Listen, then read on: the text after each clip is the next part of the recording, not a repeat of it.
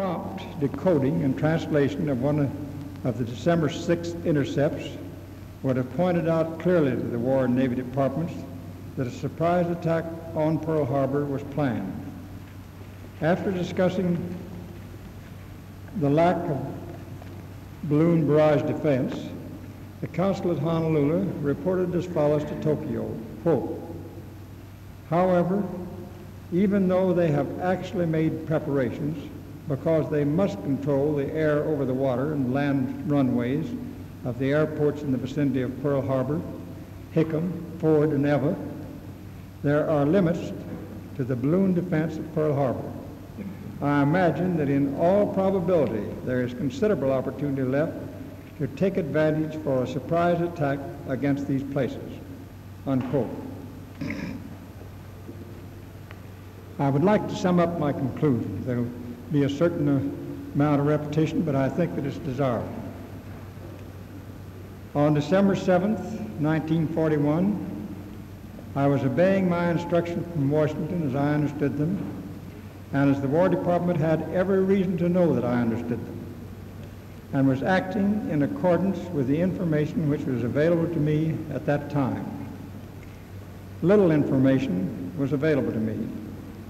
The little that was given to me in the War Department message of November 27th did not give an accurate picture of the prospects of war. The War Department knew definitely by 9 p.m. December 6th that the hour had struck and that war was at hand.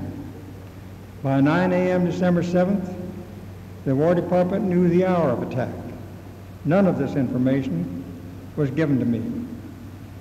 If for any reason the War Department felt that it could not give me the information, then it was the responsibility of the War Department to direct me to go on an all-out alert, particularly since it well knew that we were on an anti-sabotage alert.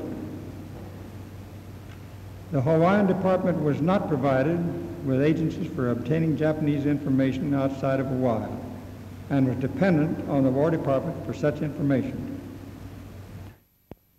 The War Department in sending unarmed B-17s from Hamilton Field, California on the night of December 6th to Honolulu confirmed me in my belief that an air raid was not probable. Confirmation of my view that the War Department's silence and failure to reply to my report of November 27th constituted reasonable grounds for my belief that my action was exactly what the War Department desired is contained in General Marshall's advantage of superior sources of intelligence as to the enemy's intentions. I know it is hindsight, but if I had been furnished the information which the War Department had, I do not believe that I would have made a mistaken estimate of the situation.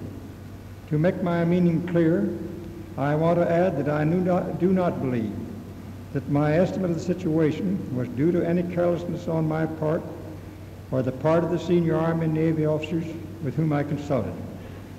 Nor do I believe that my error was a substantial factor in causing the damage which our Pacific Fleet suffered during the attack.